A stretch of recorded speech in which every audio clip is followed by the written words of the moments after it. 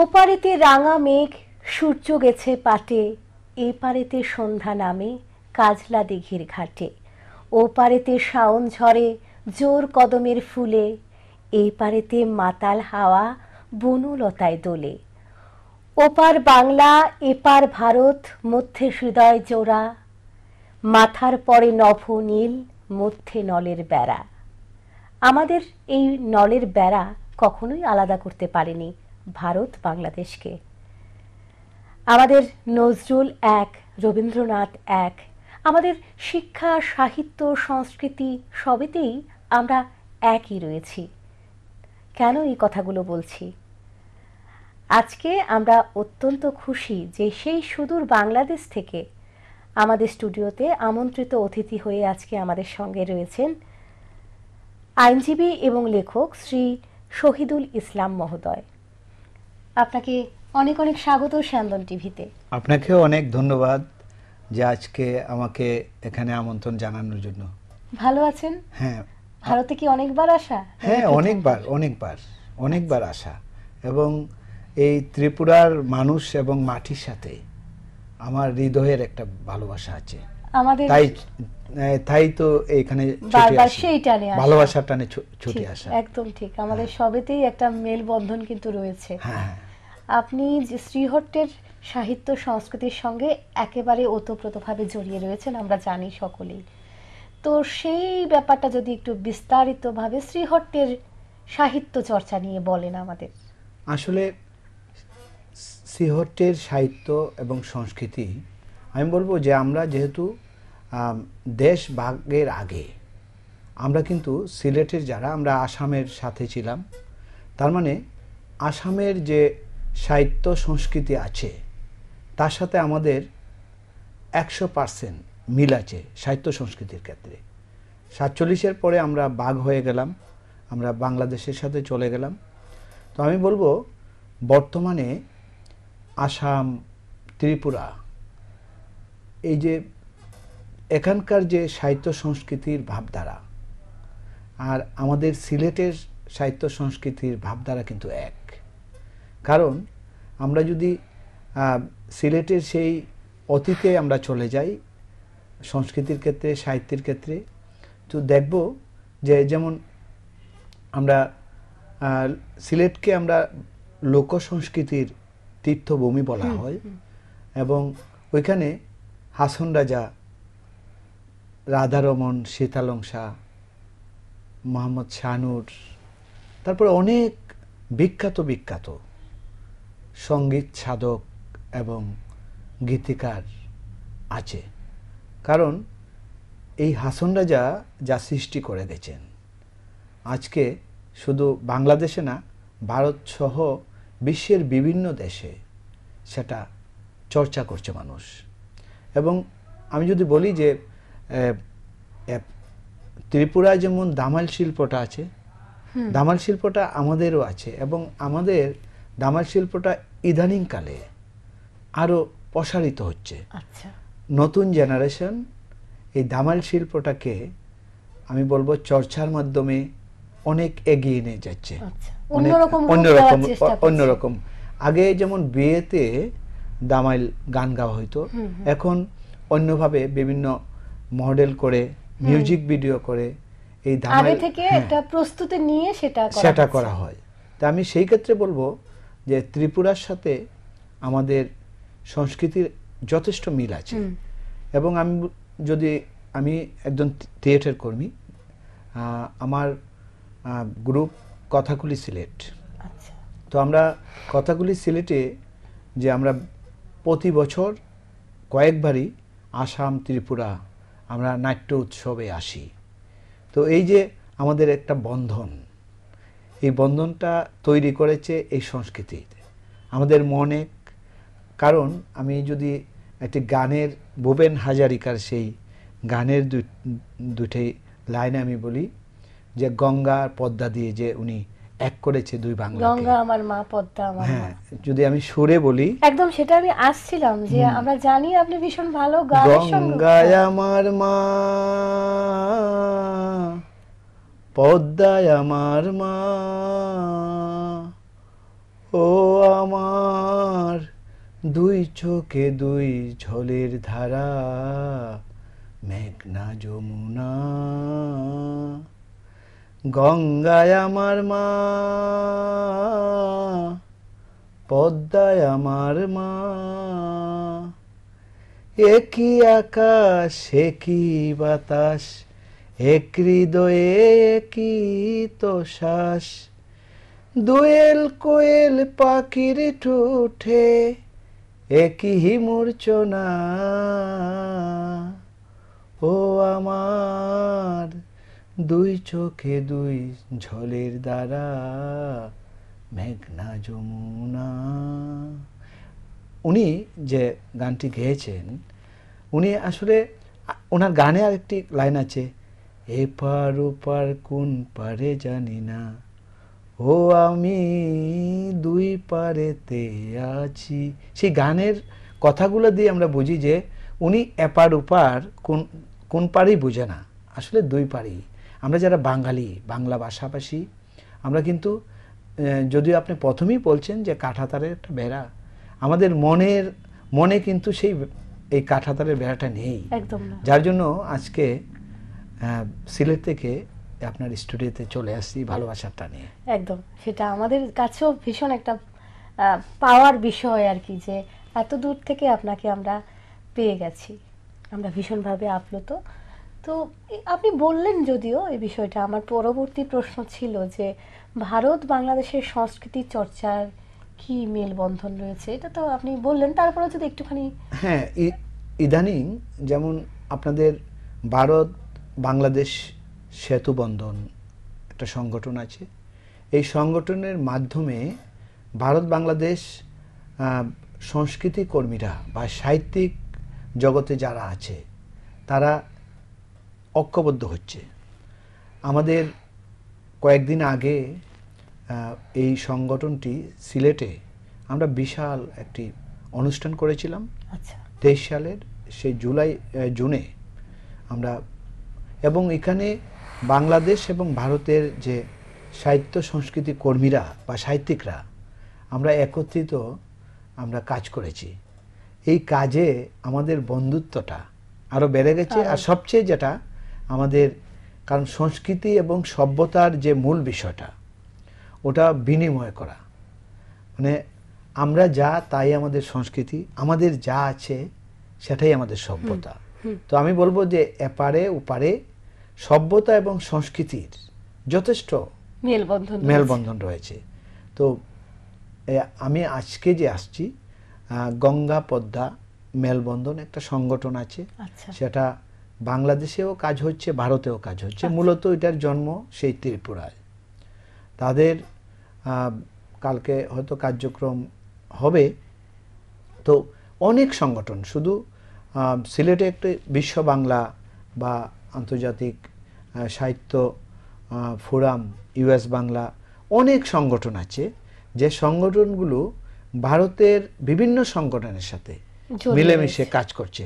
সেটা যে যেভাবেই করুক, কিন্তু আমাদের আনন্দের বিষয় হচ্ছে এটা যে বাংলা সাহিত্যের চর্চা তো হচ্ছে, বাংলা সংস্কৃতির চর্চা হচ্ছে, এটা আমাদের বড় কথা। এই যে আজকে যেমন অতুল প্রসাদ সেনের সেই গান, রজনীকান্তর গান, আমরা তো নজরুল আর রবীন্দ্রনাথ তো আছেই, তারপরে রজনীকান্ত, তারপর দ্বিজেন্দ্রলাল। আমরা চেষ্টা করতেছি যে অতুল প্রসাদ, দ্বিজেন্দ্রলাল এবং রজনীকান্তর গান যেন মানুষের কানে কানে পৌঁছায়, আরো বেশি পৌঁছায়। এবং সবাই বলে পঞ্চকবি। তো আমি কাজ করতেছি, আসলে 2 জন কবিকে বাড়াইছি, সপ্তকবি। সেটা হয়েছে কবি জসিমউদ্দিন, আমাদের বাংলাদেশের পল্লী কবি। জসিমউদ্দিনের কবর কবিতা যখন আমরা শুনি, একদম মানে আমরা কোথায় চলে যাই নিজেই বলে যাই। তারপরে শিশু কবি সুকান্ত, সেই সুকান্তর ছোটবেলায় সুকান্তর কবিতাগুলো যখন পড়তাম আমার মনে পড়ে, ঠিকানা আমার ছেয়েছ বন্ধু, ঠিকানার সন্ধান আজও পাওনি, দুঃখ যে দিলে করব না অভিমান।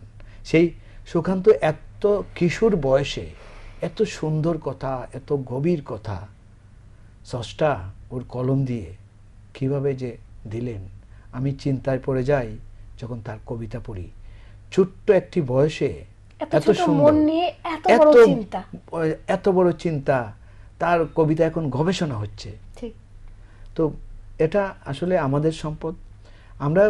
আমি অতুল প্রসাদকে স্টাডি করে জানলাম উনি কিন্তু ঢাকায় জন্ম, মানে বাংলাদেশে, ঢাকায় ওনার বাবা ডাক্তার ছিলেন।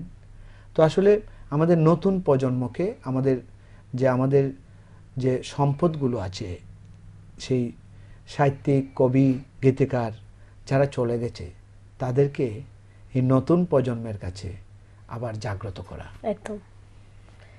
এই যে নতুন প্রজন্ম বললেন, আচ্ছা আমি একটা বিখ্যাত লেখকের ছোট্ট একটা লাইন বলছি।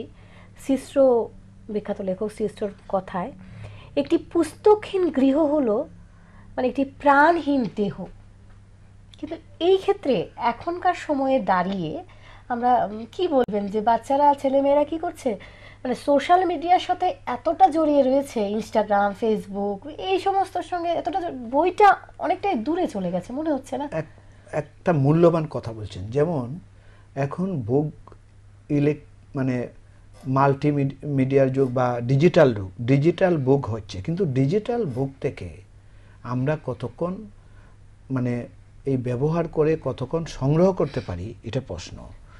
আজকে এই অনুষ্ঠান যারা শুনবে আমি তাদের উদ্দেশ্যেই বলছি, যেহেতু বইয়ের প্রসঙ্গটা আসছে, একটা কথা আছে, উনি কে লিখছে আমার এই মুহূর্তে নামটি মনে নেই, তো দুটি লাইন মনে পড়ছে।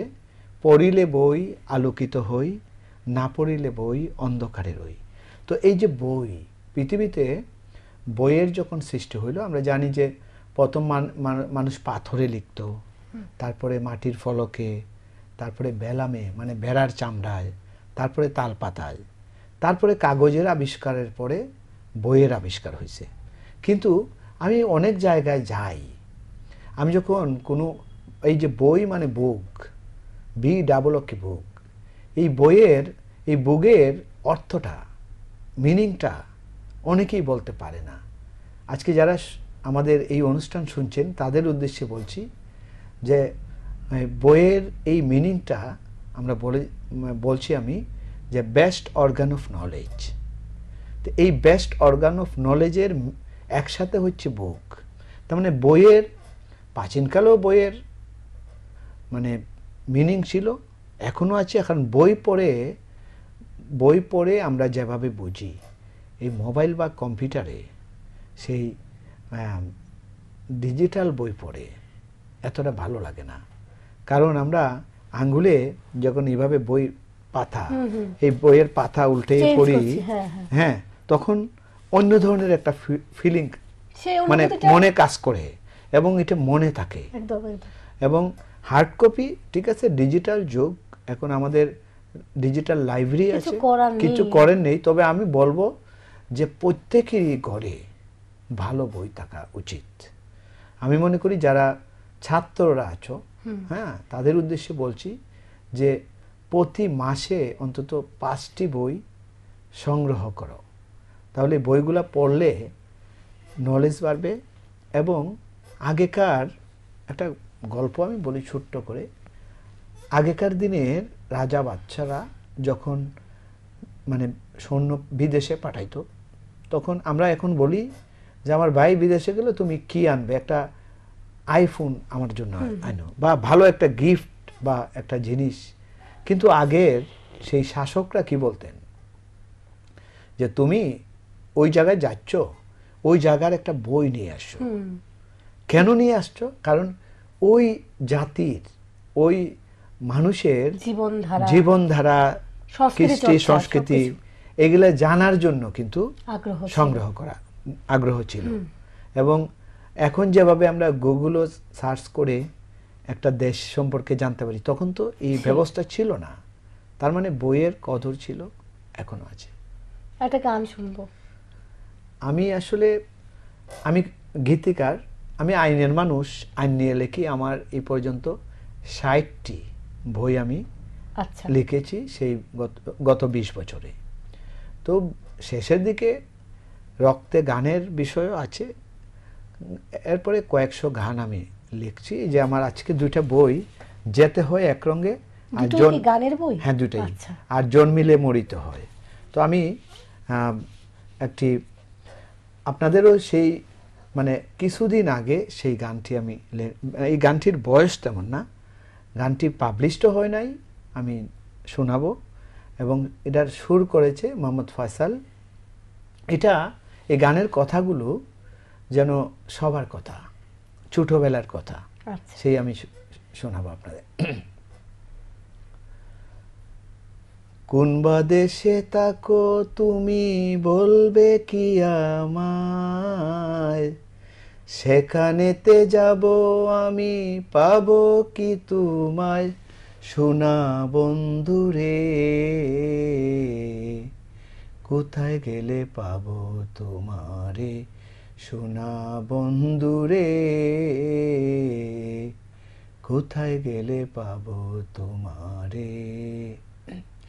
ছোটবেলায় খেলতাম আমরা একসাথে বসিয়া, আম কুড়াতে যাইতে তুমি আমায় ফাঁকি দিয়া, ছোটবেলায় খেলতাম দুজন একসাথে বসিয়া, আম কুড়াতে যাইতে তুমি আমায় ফাঁকি দিয়া, কালবৈশাখীর ঝড়ে পড়ে, কালবৈশাখীর ঝড়ে পড়ে, ফিরতে তুমি গড়ে, সোনা বন্ধুরে,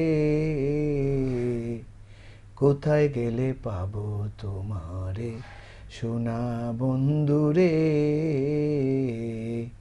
কোথায় গেলে পাবো তোমারে। নদীর ঘাটে গোসল করতে একসাথে যাইতাম, সাঁতার কেটে আমরা দুজন জল খেলিতাম, নদীর ঘাটে গোসল করতে একসাথে যাইতাম, সাঁতার কেটে আমরা দুজন জল খেলিতাম, কত স্মৃতি মনে পড়ে, কত স্মৃতি মনে পড়ে, অশ্রু জোরে চোখে, সোনা বন্ধুরে, কোথায় গেলে পাবো তোমারে, সোনা বন্ধুরে, কোথায় গেলে পাবো তোমারে। ওটা রিসেন্ট গানটা লেখছি, আমার দাঁতের সমস্যা, উচ্চারণে একটু সমস্যা হইতে পারে। কথাগুলো না না সব বোঝা গেছে, ভীষণ কথাগুলো ভীষণ আসলে আমরা সুন্দর। ছোটবেলায় দেখেন কত সাথে না খেলছি আমরা ছোটবেলায়, এখন এখনের বাচ্চারা কিন্তু সেই দিন নাই, মোবাইল নিয়ে ব্যস্ত। তারপরে আমরা নদীতে কত সাঁতার কাটছি, বড় বড় ছেলেমেয়েরা, নিশ্চয়ই আপনিও ছোটবেলায়। তাহলে এই কথাগুলোতে অনেক মানে 40 বছর পেছনে আমরা চলে যাই। ওটা হঠাৎ আমার এক বন্ধু ছিল, মানে বন্ধু কি মেয়ে বন্ধু, সে অনেক বছর ধরে দেখা নাই, অনেক বছর, প্রাইমারিতে একসাথে পড়েছি। তো সেদিন ওর কথা মনে হলো, তো খাতা কলম সামনেই ছিল, তারপরে এই গানটা লিখলাম আর কি। মনে হয়ে গেল, গান হয়ে গেল আর কি, কথা আর গান হয়ে গেল। একদম ভীষণ ভালো লাগলো। দর্শক বন্ধুরাও নিশ্চয়ই আপনারাও ছোটবেলায় ফিরে গেছেন অনেকেই, এই কথাগুলো থেকে এরকমটাই হয়। সত্যি লোকগীতি মানেই তো মানুষের মনের কথা, প্রাণের কথা, পল্লী বাংলার কথা। জানতে চাইবো যে আপনি একজন আইনজীবী, তারপরেও এত সুন্দর একটা জগতে আপনার প্রবেশ, সাহিত্য জগতে প্রবেশ কি করে বা কখন থেকে? অনেকেই প্রশ্নটা করে, অনেকে আমাকে বলে, আবার আইনজীবী সহকর্মী বন্ধুরা, যে তুমি আইন, তারপর আইনের শিক্ষক, কলেজের প্রিন্সিপাল, ল কলেজের, আবার আইনে পিএইচডি করা একজন মানুষ, তো তুমি আইন এই সব কার্যক্রম করে কিভাবে তুমি এই এই জগতে ঢুকলা? আসলে আমি ছোটোবেলায় লেখালেখি করতাম, তো ভাবলাম যে আইনটা শেষ করে, লেখালেখি শেষ করে যখন 60টে বই হয়ে গেল, তখন এখানে আমি থেমে গেলাম। তখন এই গান কবিতা নিয়ে শুরু করলাম, নাটকও লিখি, নাটক করি।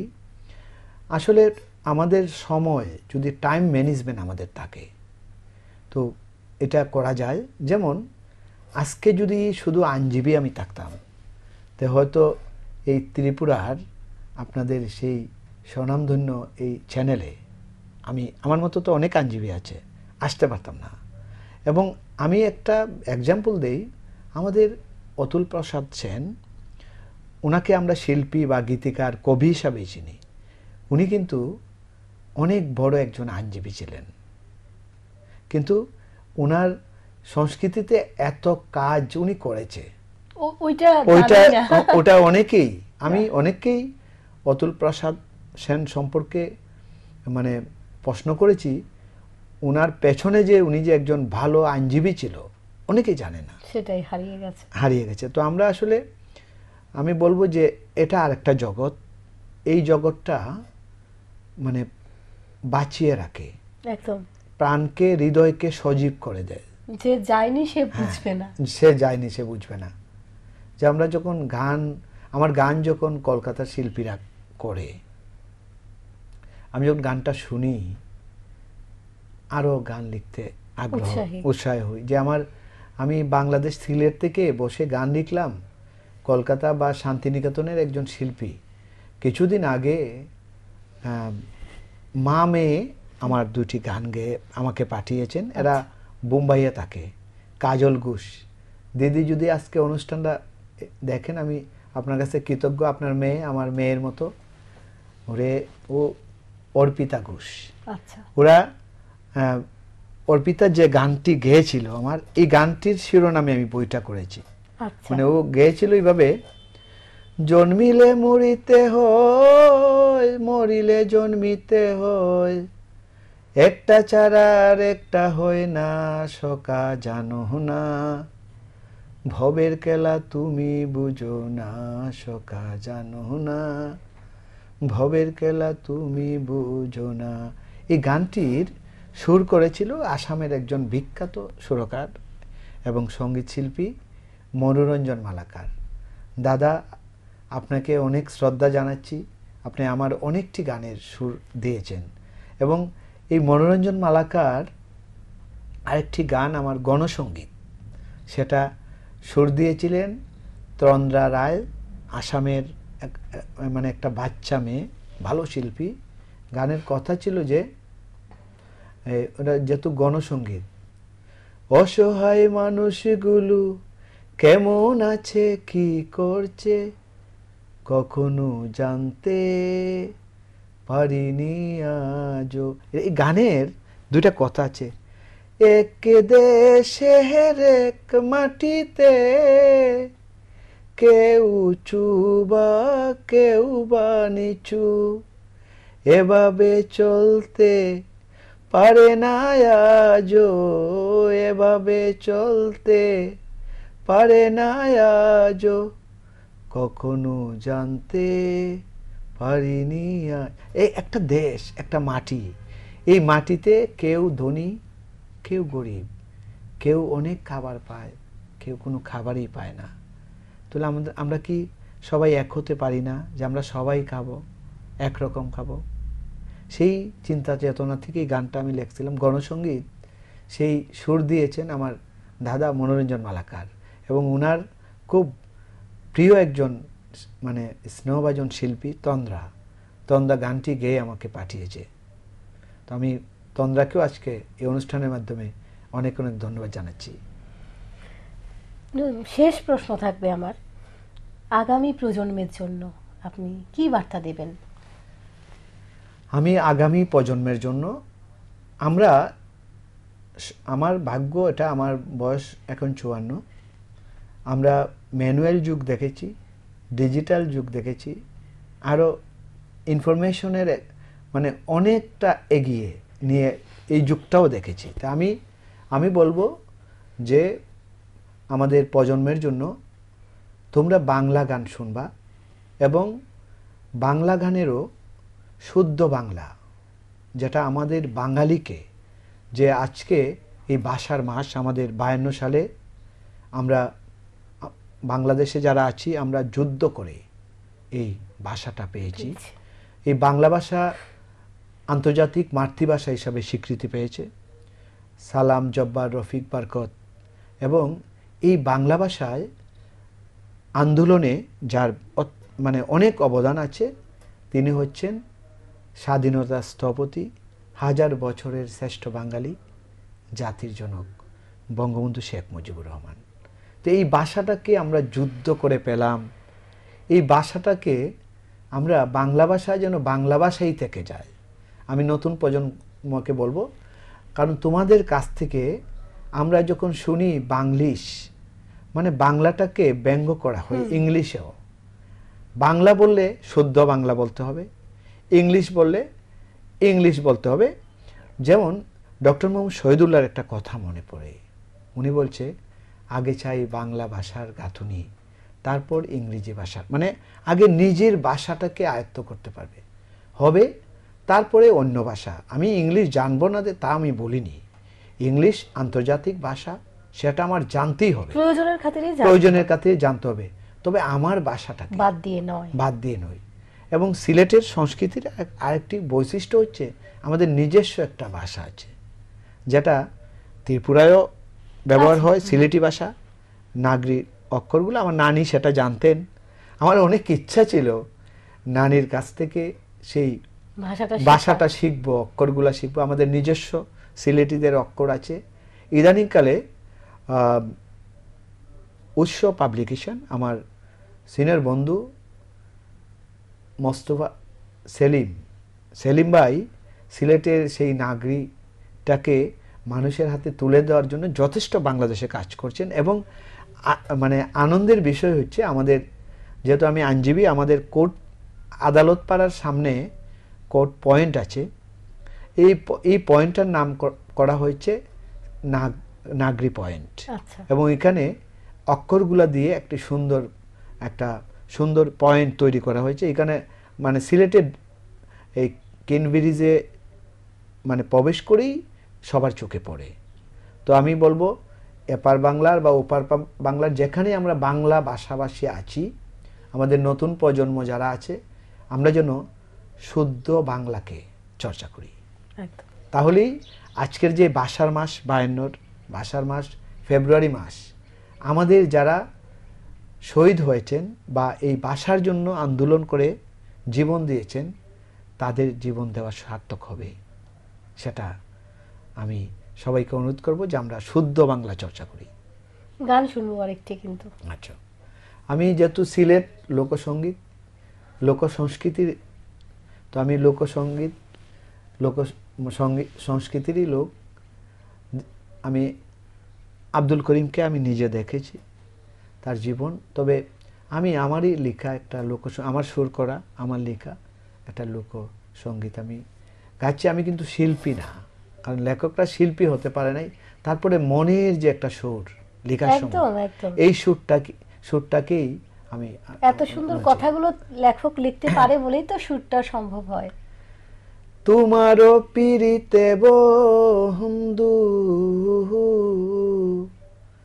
ছিলাম আমি দেওয়ানা, আমায় তুমি ভুলে যেও না প্রাণ বন্ধুরে, আমায় তুমি ভুলে যেও না। নিজের দোষে দোষী হয়েছি, আসল কথা বলতে গিয়ে গোপন করেছি। মনে রেখো বন্ধু তুমি, মনে রেখো বন্ধু তুমি, এমন ভুল আর হবে না, আমায় তুমি ভুলে যেও না প্রাণ বন্ধুরে, আমায় তুমি ভুলে যেও না। সকাল যখন বিকেল হয়ে যায়, সন্ধ্যা শেষে রাত্রে আমায় তোমাকে ভাবায়। সকাল যখন বিকেল হয়ে যায়, সন্ধ্যা শেষে রাত্রে আমায় তোমাকে ভাবায়, ভাবতে ভাবতে তোমার কথা, ভাবতে ভাবতে তোমার কথা, ঘুম যে আমার আসে না, আমায় তুমি ভুলে যেও না, শহীদ বলে এ জীবনে তোমার দেখা চাই গো দয়াল, তোমার দেখা চাই, মনের কথা বলার জন্য